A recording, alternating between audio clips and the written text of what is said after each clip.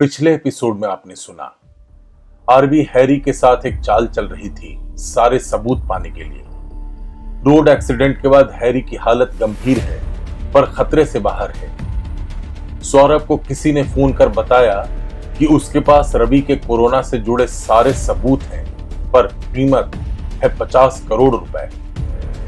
RB Ravi का लिफाफा लेने शुक्ला से मिलने जाती है पर किडनैप हो जाती है। अस्पताल में हैरी अपने कमरे में किसी को देखकर चौंक जाता है। अनजान शख्स ने उसका मुंह पकड़ लिया। अब आगे रवि टेबल के इस तरफ बैठा है, टेबल के दूसरी तरफ आरबी बैठी है। सामने एक शख्स कैमरे से वीडियो बना रहा है। कमरे में शुक्ला के अलावा आसपास कुछ और लोग भी खड़े हैं।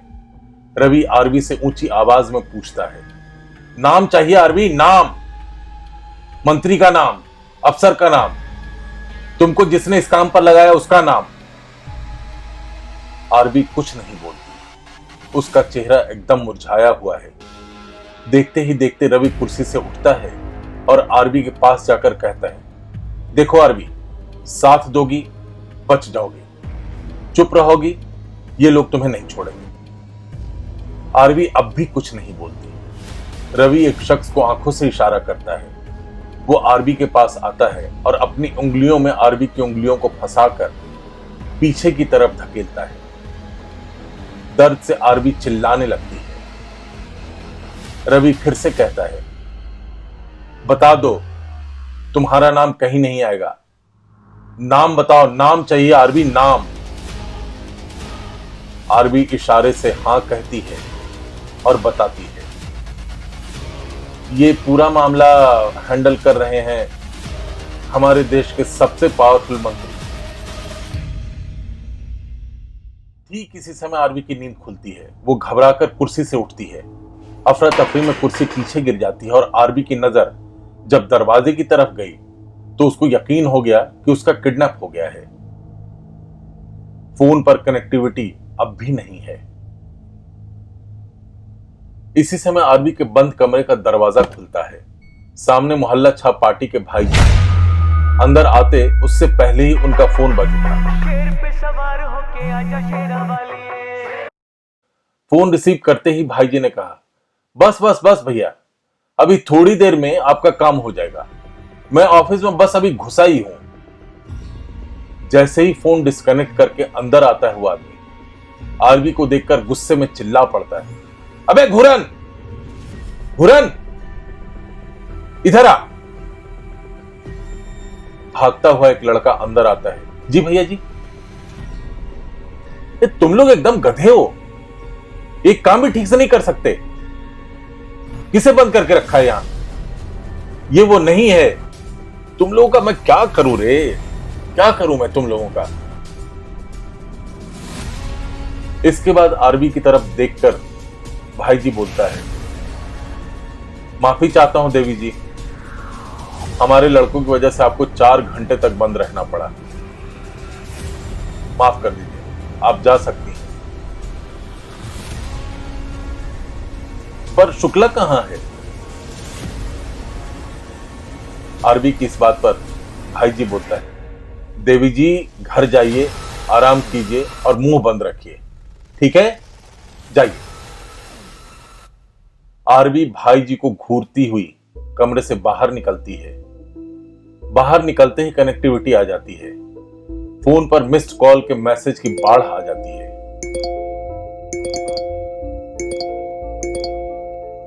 ठीक इसी समय डीसीपी सक्सेना का फोन आता है। आरबी रिसीव करती है। दोनों बात करने लगते हैं। आखिर में आरबी कहती है, मैंने तय कर लिया, मैं मीडिया के सामने आऊंगी। डन। अस्पताल में हैरी अपने कमरे में शख्स को देखकर हैरान रह जाता है। शख्स ने उसके मुंह पर हाथ रख दिया। जब तक हैरी संभलता ऐसा लगा जैसे दरवाजे से कोई अंदर आने को है। शख्स ने चुप रहने का इशारा किया और भागकर बाथरूम में छिप गया। हैरी भी सोने का नाटक करने लगा।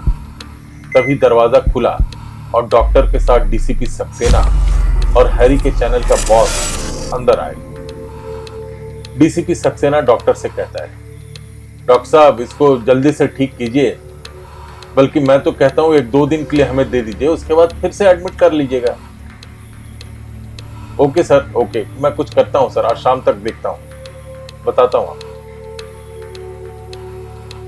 इस पर हैरी के चैनल के बॉस ने कहा, डॉक्टर देखिए मत, अभी कुछ कीजिए, समय कम है, ये हफ्ता बहुत जरूरी है डॉक्टर साहब, समझिए इस बात को।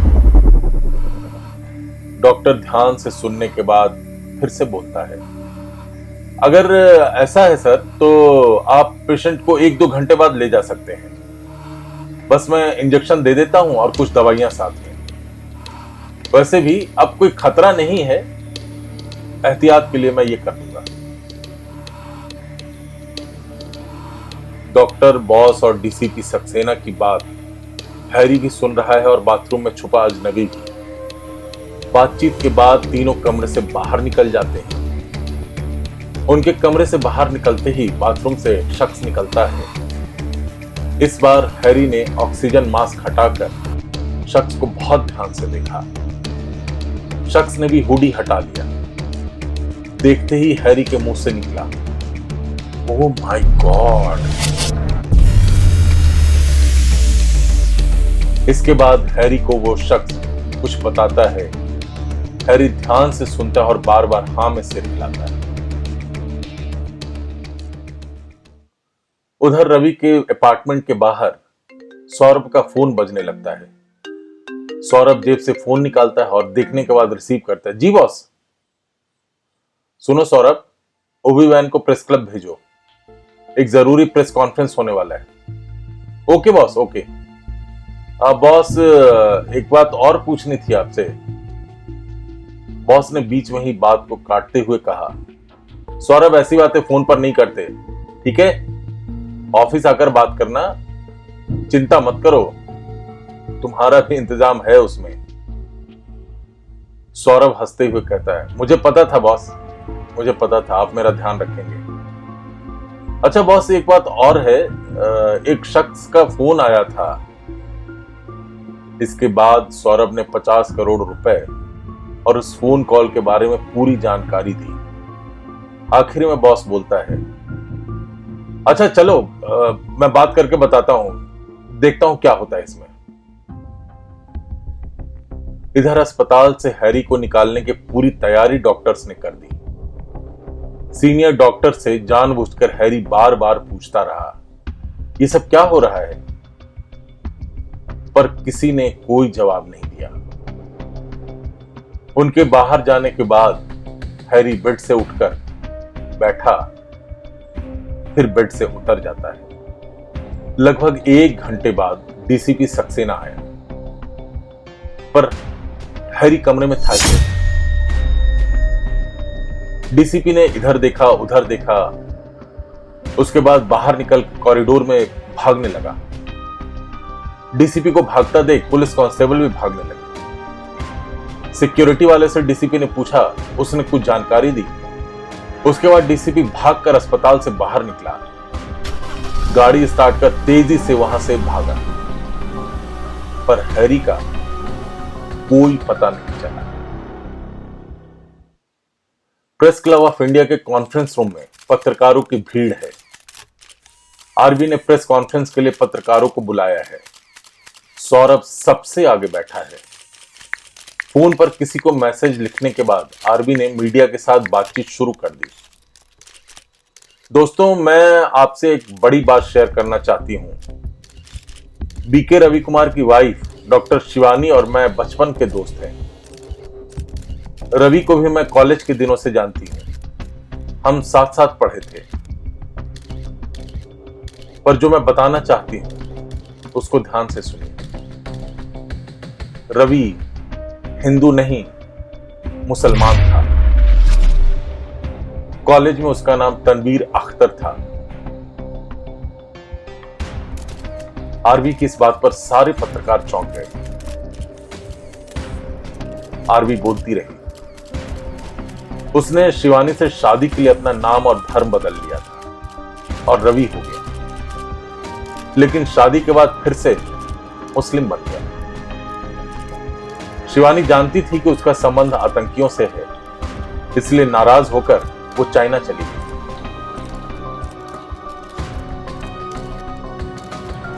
आरवी की बात खत्म होते ही पत्रकारों ने सवालों की झड़ी लगा दी, पर पीछे की तरफ से बड़ी दाढ़ी और बड़े बाल वाले एक पत्रकार ने हाथ खड़ा करके पूछा, आरवी जी, आप कॉलेज में किस बैच में थी मैम? यह सुनते ही आरवी सकपका गई। पत्रकार ने फिर से पूछा, मैम मैं ये सवाल इसलिए उठा रहा हूं क्योंकि मैं भी रवि का दोस्त रहा हूं, कॉलेज के दिनों से मैं उसको जानता हूं, हम दोनों साथ साथ पढ़ते थे। रवि मेरा बहुत अच्छा दोस्त रहा है मैम, पर कॉलेज में भी वो रवि के नाम से जाना जाता था, बल्कि मैंने आपको कभी कॉलेज में नहीं देखा। मैं ये जानना चाहता हूं कि आपके इस खुलासे का आधार क्या है। जहां तक मुझे मालूम है, आप तो रवि और शिवानी दोनों को सिर्फ 8-9 साल से जानती हैं। आरवी अपने बगल में बैठे शख्स को देखती है, लेकिन तभी फिर से दाढ़ी वाला पत्रकार दूसरा सवाल दागता है, मैम मुझे पता चला है कि आप मोटी तनख्वाह पे एमएनसी में काम करती हैं, वो भी मुंबई में, क्या ये सच है? अगर ये सच है तो फिर आप यहां कैसे? कहीं आपको रवि के पास जो कोरोना से जुड़े एविडेंस हैं उसको निकालने के लिए तो नहीं लगाया गया था? आप भी आम के आम गुठलियों के दाम के चक्कर में तो नहीं है मैम? इस बात पर सौरभ चौंक जाता है। इसी समय आरवी को एकदम से एहसास हुआ कि यह आवाज जानी पहचानी लग रही है। बाकी सारे पत्रकार आरवी के जवाब का इंतजार कर रहे थे।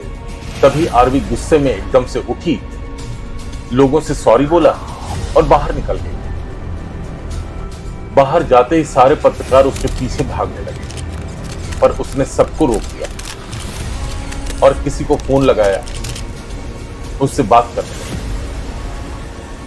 उधर से आवाज आई, आरवी पूरे प्रेस कॉन्फ्रेंस का कबाड़ा हो गया, करना क्या था हो क्या गया, तुम्हें संभालना चाहिए था। इस पर आरवी बोल पड़ती है, वो जिंदा है, वो जिंदा है बॉस, वो जिंदा है। दूसरी तरफ वाले शख्स ने कहा, कौन कौन जिंदा है? किसकी बात कर रही है तुम? बॉस रवि।